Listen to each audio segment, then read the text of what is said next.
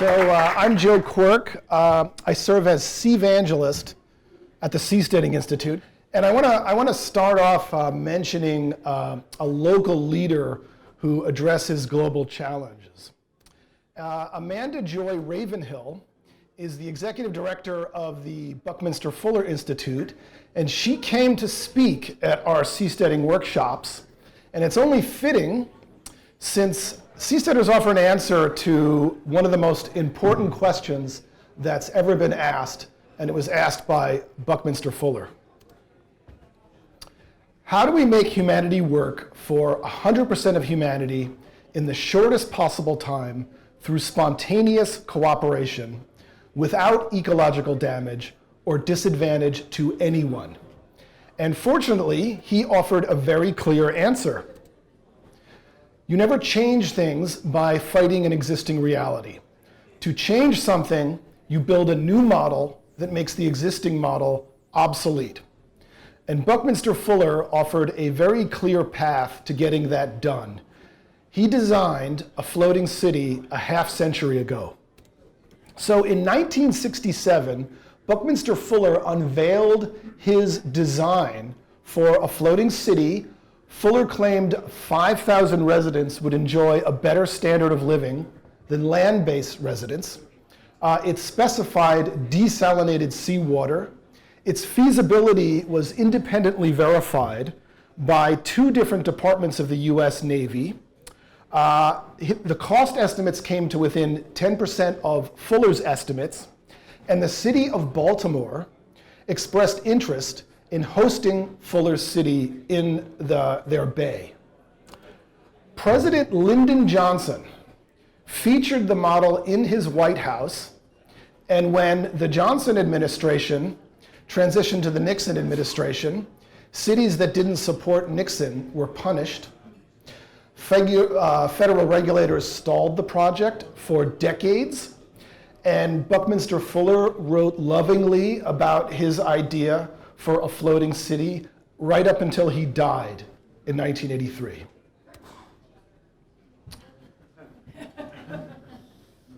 We could have had floating desalination cities designed by Buckminster Fuller decades ago. So solutions to complex social challenges do not come from cheering for the right politicians. That is a scam. It's designed to keep us divided and conquered.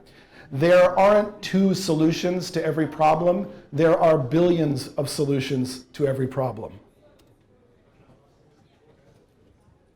193 nation states don't represent the range of ideas that 7 billion people have produced. So nation states are a primitive superstition left over after old wars, and the millennials using Skype and Bitcoin and trustless contracts embedded in the blockchain and Google Translate are already moving on from this old warlike way of looking at the world, and we would like to give them the other half of the world. 45% of the Earth's surface is unclaimed by any state, and the fact that we always look at our home from the angle that best shows the continents is part of our land-based myopia. So people look at this and don't even know what we're looking at. This is a satellite view of our planet. That green spot up top is Hawaii. To the lower left, you see New Zealand. Way off to the upper right, you see Baja. We do not live on planet Earth. We live on planet Ocean. And as of January 13th, 2017, we are going to start seasteading right in the center of this picture. And who the hell am I and why am I talking about this? I'm Joe Quirk. I'm a best-selling author in 3 categories. I've written a book called It's Not You, It's Biology, The Science of Love, Sex, and Relationships. I wrote a science book about the Marine Mammal Center right here in the Bay Area and about human impacts on their environment. I wrote a novel about hang gliding. I wrote a novel called The Ultimate Rush, which was optioned by Warner Brothers. I know how to seek, find, and promote great stories, and this is the most important story I'm ever going to tell. This book comes out in March, and it's called Seasteading: How Floating Nations Will Restore the Environment, Enrich the Poor, Cure the Sick, and Liberate Humanity from Politicians. And yes, I am serious. So, what if the way to reduce CO2 in the atmosphere, restore fish populations to the ocean, replace fossil fuels, and adapt organically to sea level change is to build environmentally restorative cities that float on the ocean? Does that sound too good to be true? Meet my first aquapreneur. Ricardo Radulovich is an agricultural water scientist from Costa Rica, and he plans to turn ocean pollution and greenhouse gas into food for the poor. His secret is seaweed. Seaweed is one of the most nutritious plants in the world. Over 8,000 species have been counted, none of which have undergone the artificial selection that have made corn, soy, and wheat so tremendously productive. And seaweed transformed the nutrient pollution that we've dumped into our oceans into edible sea crops. And the more carbon that seaweed pulls out of the oceans, the more carbon the oceans pull out of the air. So you feed the world with a greenhouse gas. And you already ate algae today. It's in your toothpaste, it's in your coffee creamer, it's in peanut butter, it's in beer. Algae products are in things we use all the time. If you had a slice of bread this morning, chances are algae products were in the fertilizer that was used to grow the wheat. So Ricardo Radulovich is teaching the poor how to grow floating algae farms that can fit together like a jigsaw puzzle.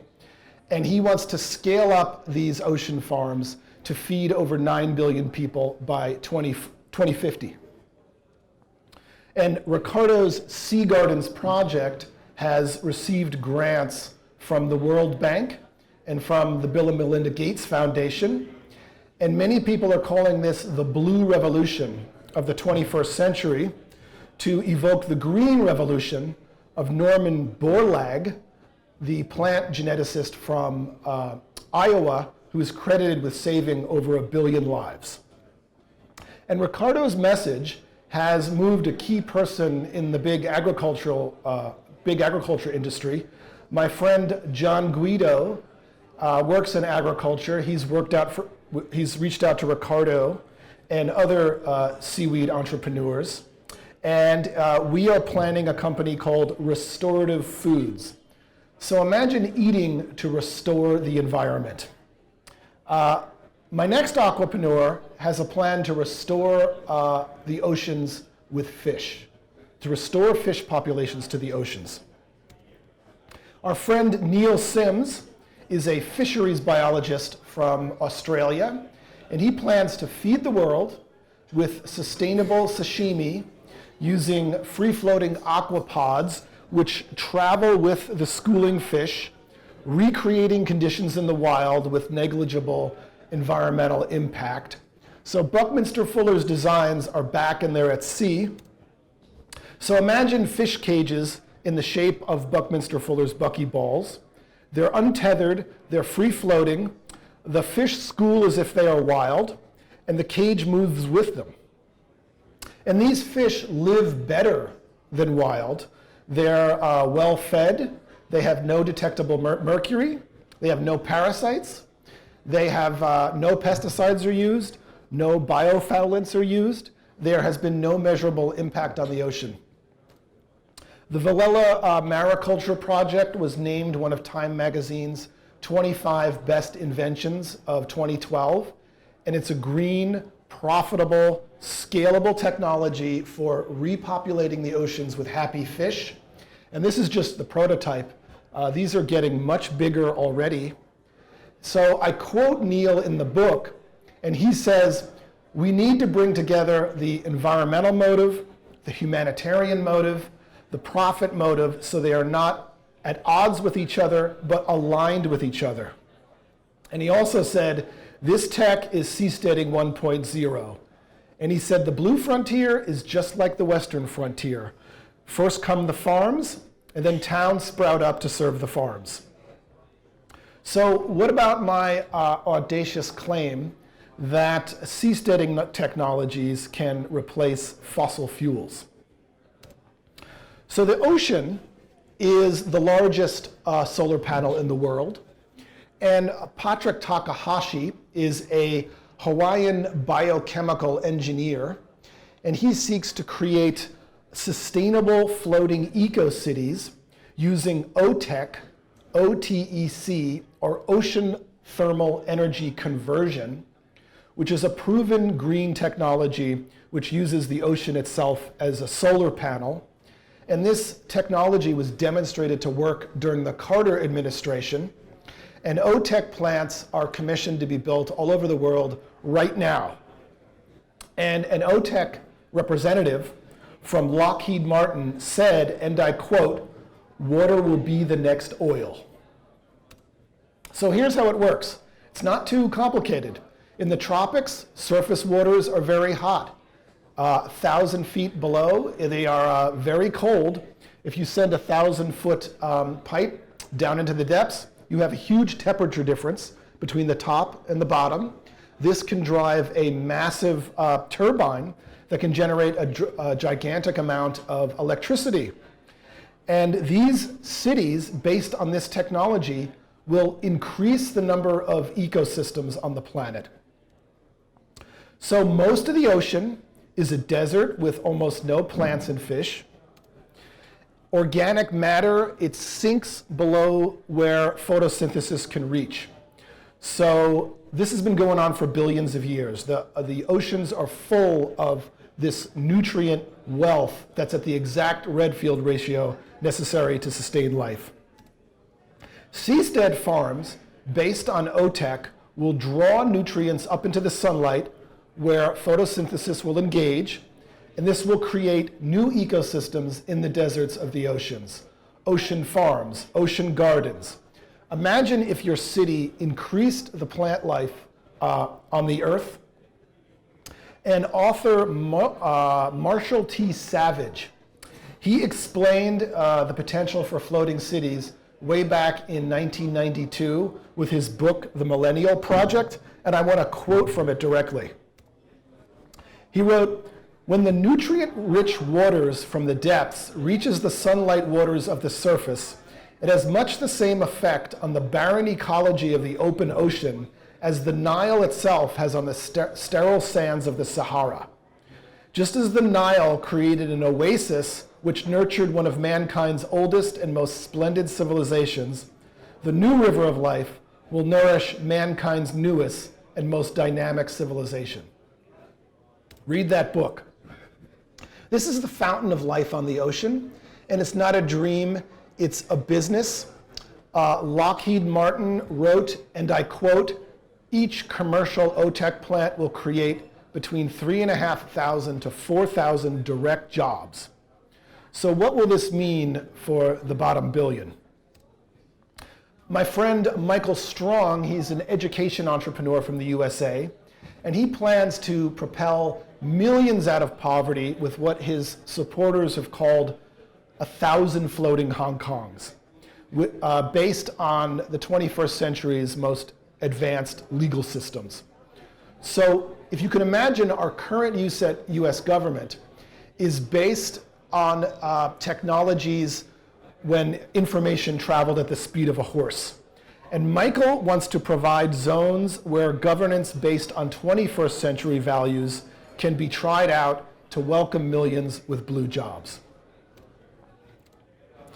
So, are we seasteaders just dreamers, or are we actually doing this?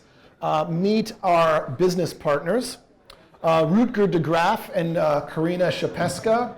They're aquatic engineers from the Netherlands, and they plan to build cities that transform agricultural runoff into food and biofuel. They founded DeltaSync and Blue 21, and they are co-authors of our Seasteading implementation plan. And to quote Rutger, who calls himself a water pioneer, "Any coastal city can environmentally and economically pay for itself with an offshore floating city. Rutger claims no money would need to change hands. He calls it a non-monetary symbiotic model. So agriculture can pollute the environment, but aquaculture can restore the environment. The medium-term plan is that as this village profits and grows, it will leave territorial waters and move out into international waters. So by now you should be asking, when do we start? Well, we officially started about a month ago.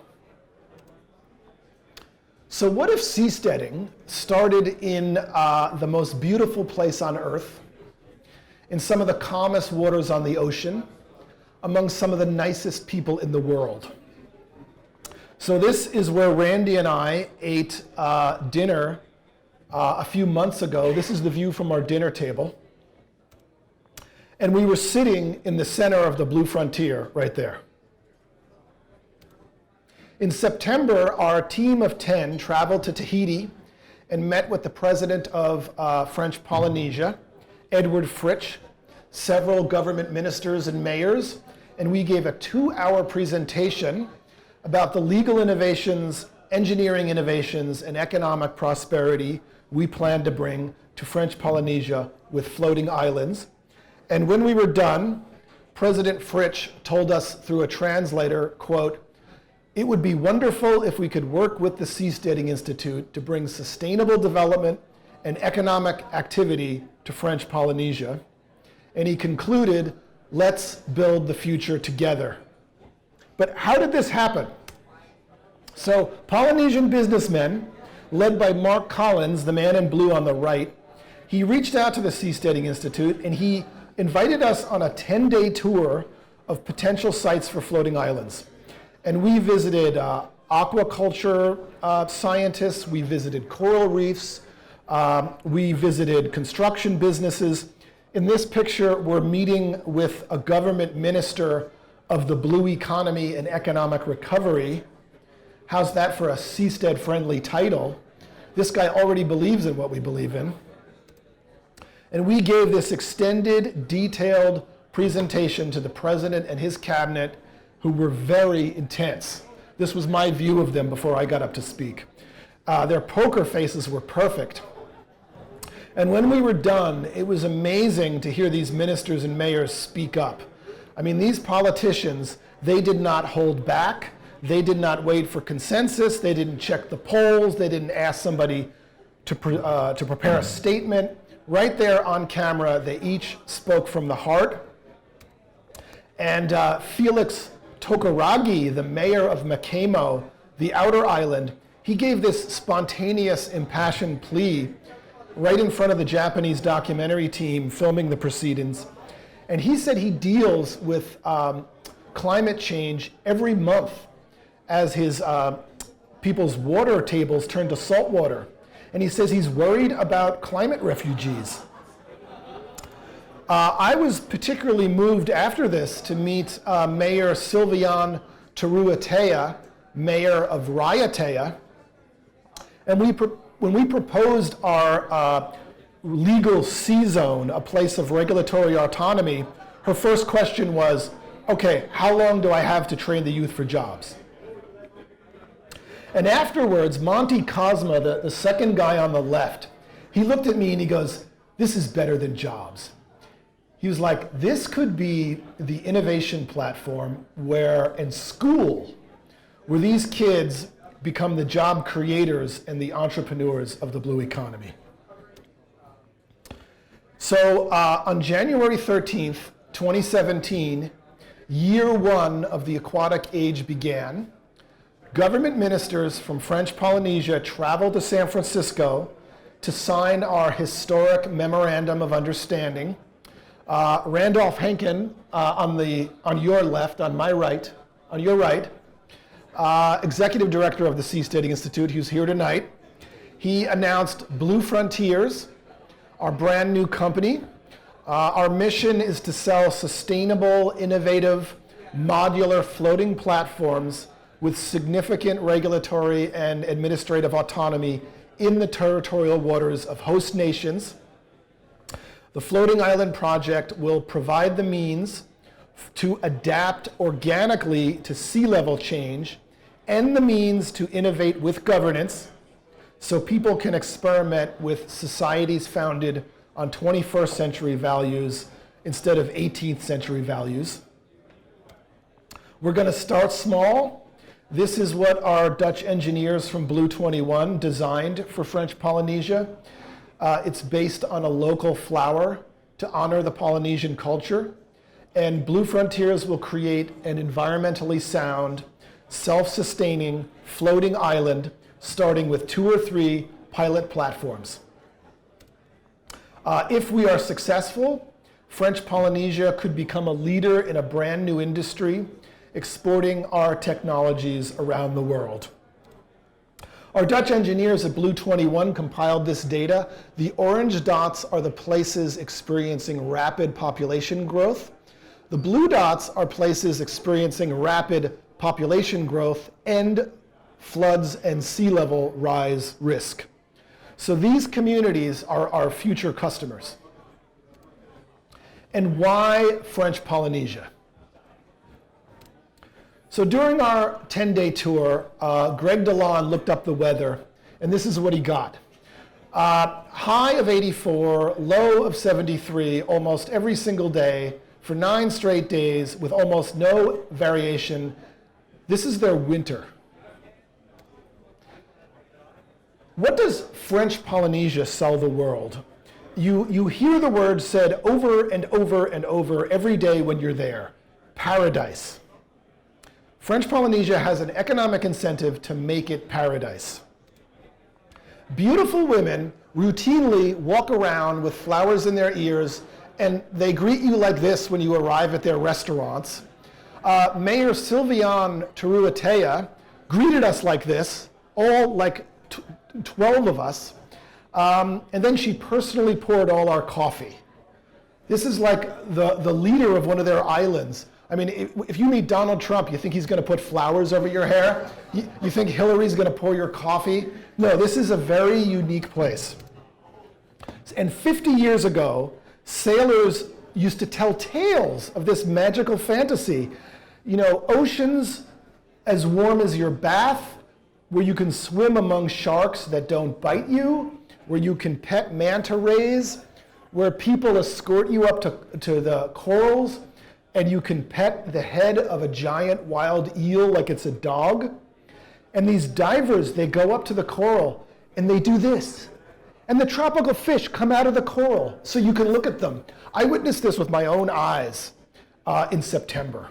I'm from New Jersey. I had no idea places like this were possible. It just seemed like Eden. This is going to be a fabulous place to get started. So this fantasy that Westerners paid to read about 50 years ago that only the most intrepid sailors could reach is remote no more. They have 53 airports. It took me 7.5 hours to fly there from LA. It's a 5-hour flight from Auckland, New Zealand. Now that the fiber optic cable is installed there, I talk to our colleague in French Polynesia more often than I talk to my next door neighbor. You know, I gotta walk 5 minutes to talk to my next door neighbor. I could just talk to French Polynesia, boom, Skype. I also wanted to, have you guys ever eaten breadfruit? It's like the best aspects of bread and the best aspects of fruit. Growing in one thing, wild on a tree, and it's everywhere. It's like something out of Dr. Seuss. I couldn't believe what I was eating. And when the Asians arrived in French Polynesia and discovered the breadfruit and the coconuts, they just gave up on rice cultivation. They threw away all the rice they'd transported, and they just ate the free breadfruit and coconuts that just grow for free everywhere. I'll wrap it up. So I want to tell you that it's not just paradise, it's ridiculous paradise. And this is where we're going to start the age of seasteading. And I'd like to take this opportunity to announce our partnership between the Seasteading Institute and the Clean Tech Open. We're honored to be a part of this community, and we will serve each other's needs in the months and years ahead. Very exciting for me. And if you want to know more, buy this book. It'll arrive on your doorstep in March, and I'll see you on the Blue Frontier, and I'll answer any questions. And thank you for listening.